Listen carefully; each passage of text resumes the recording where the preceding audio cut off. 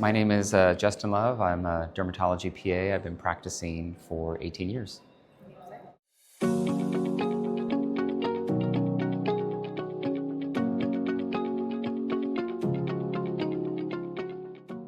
Before going to PA school a million years ago, I was a respiratory therapist for about a year.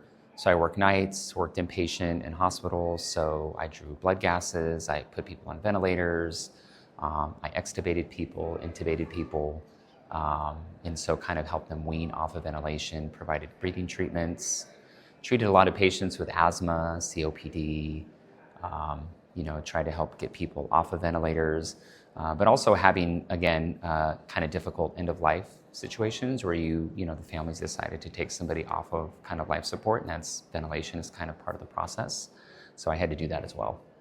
I see a lot of, because we work in a tertiary care facility, we have a cancer center, so there are patients that I've been seeing for years that come in for skin exams, skin checks, and you end up finding out they have a certain type of cancer or a certain type of malignancy internally. And you kind of, even though we're not directly treating them for the cancer, their oncologist wants them to still have, whole person care, so dermatology is part of that process. And there are times when, as you see patients for years, as you trace their cancer journey, you realize they're kind of coming to the end of it, where it's kind of already spread, and they're kind of on their last few times. In fact, about 2 weeks ago, I had an encounter with a patient where, in all likelihood, this is going to be the last interaction that we have as a patient provider, not because he's going anywhere to another practice, but because he knows that the end of his life is very, very soon. So it was a very interesting interaction because we had probably a 7-year plus derm provider relationship. He'd had a few skin cancers treated, and so we had kind of gone through that with him, but he came in a wheelchair, very cachectic, very, looking like he was at that point. And so those visits can be difficult because he's realizing that we've had a great relationship thus far, and when we said goodbye, he kind of realized this is probably the last time we're going to see each other. So he always had like a nice joke or a quip to give me, so it was a very nice interaction because he was always very, very happy to kind of come in and see us.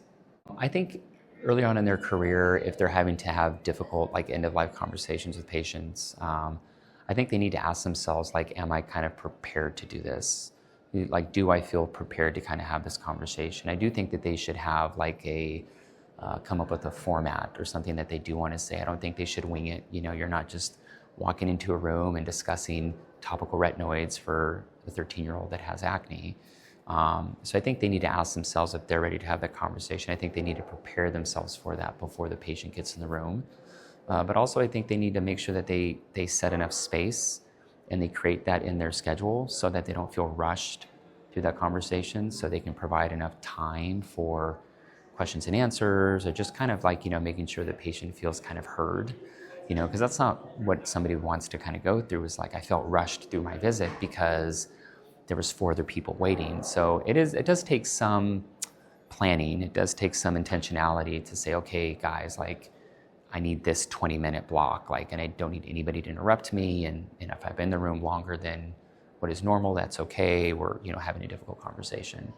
So I think preparation is huge. It's kind of anything goes better when you prepare for it. The more you prepare, the more you plan, it just makes that process much easier because going in what this is going to be about.